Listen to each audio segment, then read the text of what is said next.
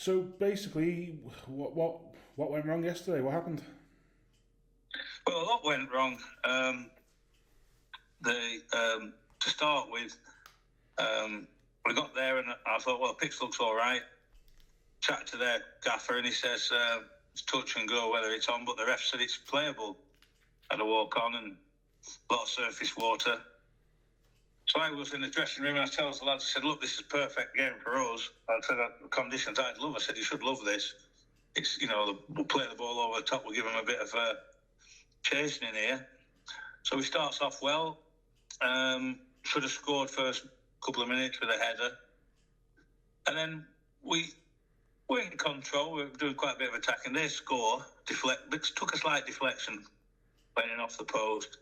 But we're comfortable up until half-time, and we're having a lot of attacks, but not really bringing much out of, not proper finishers. And I'm looking at it, I'm thinking there's something not right here. The lads aren't quite gelling, they're not getting where they should be, they're not pressing enough. And then we score a bizarre own goal just at half-time, and my team speech was before the game, just keep us in the game till half-time. So it totally changes the scenario. 2-0 down, own goal, Shez has banged it in. And I turned my back on it because I thought, well, it's going wide, this. I didn't actually see the finish. And then at half-time, we're having a bit of a discussion, to put it politely. And say, well, what are you wearing on your feet? And it dawned on us that there's a lot of lads ill-equipped. Mouldies instead of boots. And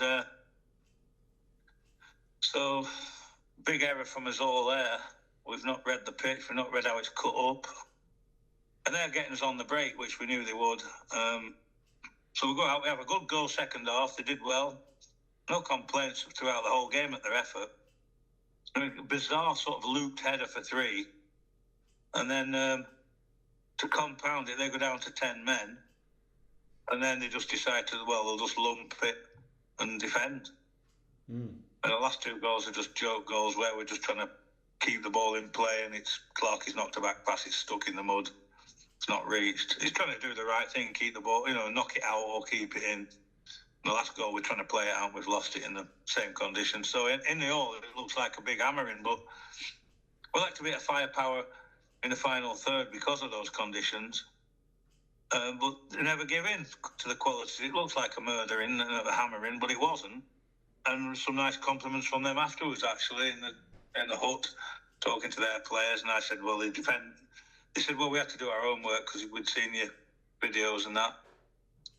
So we've come away with a bit of a smack in the chops there. That really is a bit of a surprise. Sum it up. So you said about with the pitch then, because I know you said previously about pitches like that should play to our advantage, but other than, I know reading from their match report, they said the pitch was absolutely horrendous as well. Is it one that you think maybe been best not to have gone ahead, or? Well, I think, what it is, we're there, and the cost of not playing it's greater than anything. It would, if it had been a local team that were playing, it would have been off. We know that, but it's too late now to worry about it. But yeah, I have said we're better on grass, which we are, and we did knock it around well. First start of the second half, we knocked it around really well, and put the ball in the box a few times. Didn't get on end or anything, but we've had a lot of shots blocked. They knew we were going to shoot. We did all right, but we're not good on swamps, especially on our feet or flip from us there. Big error. So we've got to read that, in conditions like this. But yeah, grass suits us better than the Astro. But we're going to have to. I'm going to change a few things around for the next game, but that's to be sorted. But we go again. You see, the irony is that we score 5 one week and then we let 5 in the next.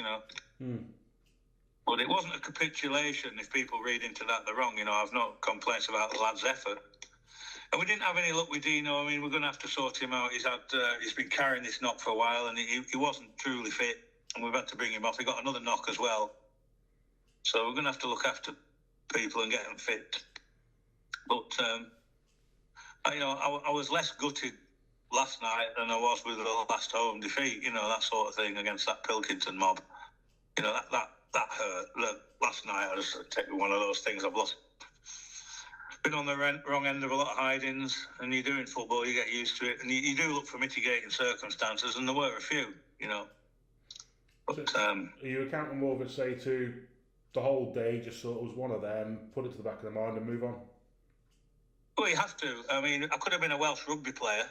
You get days like that, and you learn to. I mean, I can remember some games like that when everything you do goes wrong, and despite, it's almost like that analogy, you're in quicksand, and we were in quicksand, and the more you struggle, the further in you go.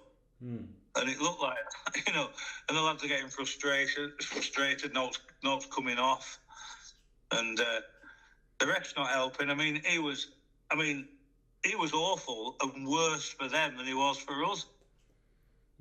He sent their gaffer off for throwing the ball, where he said cynically, onto the pitch, and I didn't see how wrong with it. He just lobbed the ball back to us. It didn't go to one of us. Sent him off.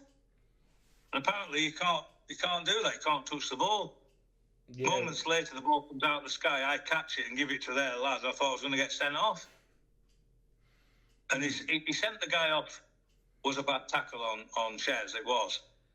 But, I mean, it was too authoritarian for me. It was just like more interested in, the rules than he was getting the game going. So he was awful. But that's not to do with the end of the day. Like you say, those you can't let it bother you, or they won't bother again. So we dust ourselves off and we go again. I mean, it's most unlike them to concede like that, but you can't blame Adam for any of the goals either. So what is it? There you go. You said about wanting to change things. Is there much that you can sort of say about what you want to change going into next week, or is that we'll wait and see and find out? Well, it's a bit of a secret. We've got to bring. It's no secret we're looking to bring players in, and we need a bit of firepower. So we've got a couple of ideas to, bring a couple of players in from the Iron Curtain, as it were, that was created. Bringing from the fold back into the fold. And we've got to crack this home thing. I mean, you're looking at the fixture list piling up now. We've got the odd couple of games away in the next few weeks, which, again, despite that debacle, Keystone Cops performance it was in the end, I'm not too concerned about the away stuff. They acquit themselves well. The spirit's good. And they never give in. But it's the home form where we seem to be getting... We need to win some home games, and we need the piling up. We've got a lot of home fixtures, about 14 home fixtures, I think.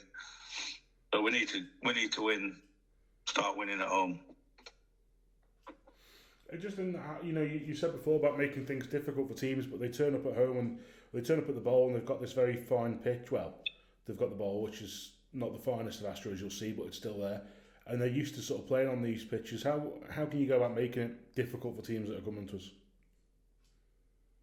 Yeah, we've got to make more use of the power plays. We've got to make our, I've talked to the lads about the crossing and shooting side of it is basically endless set pieces. So your wingers have got to be that competent at getting the ball down and delivering a good cross. It's almost like a free kick in open play. And that's what we used to do when I was playing at a couple of clubs I played for. We had endless streams of set plays, and that's what it is. And then the forwards get used to going in, making the runs, and you're putting the opposition under pressure. But we don't want to get involved with a possession-based game with these teams. Because they seem to come off better with their sort of their academy-based players are better at it than we are, and we seem to get undone. Even though we put lots of pressure on, we score goals at home, we get undone. But we know they can't cope with the crosses and the shooting element of it. So we can harness that better and make it more combative game. We'll do better. we can keep it well, but we've got to keep it wide and that's a safer area to keep the ball, but deliver crosses from there, push in and don't let them out. It's a simple formula and it works, but we need some height in there, so that's what I'm looking to bring in. And just sort of finally on that, you've said about previously with sort of thing that we have this sort of, the Bowl's a very polite stadium for people to come to. The crowd's very sort of, it takes a bit to get them whipped up. Are you thinking that that's sort of an element that could come into it as well? The sort of the fans putting a bit more pressure on these teams that are coming over, and as a whole being a bit less welcoming. Yeah, well, it's certainly not intimidating. It's jovial, and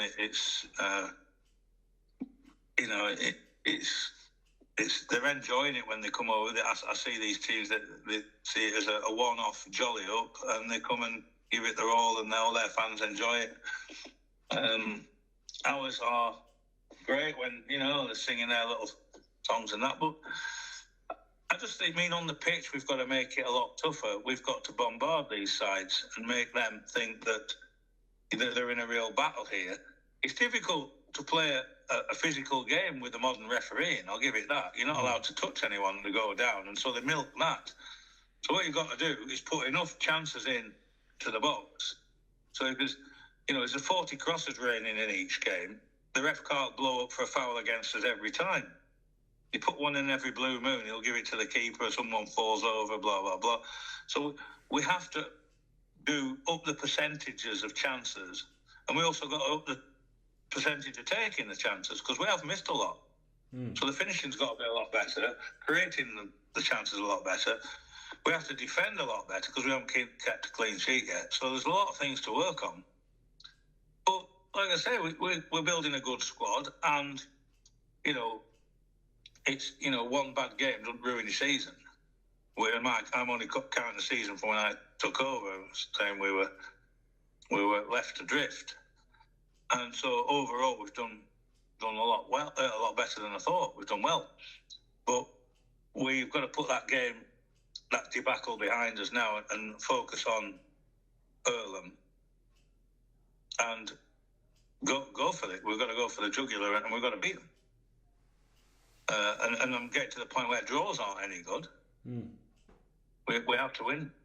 So that's what we'll be gearing up to. We'll be dusting everybody down. We'll have a training session tomorrow night. We'll sort the injuries out, and we'll reset and go again.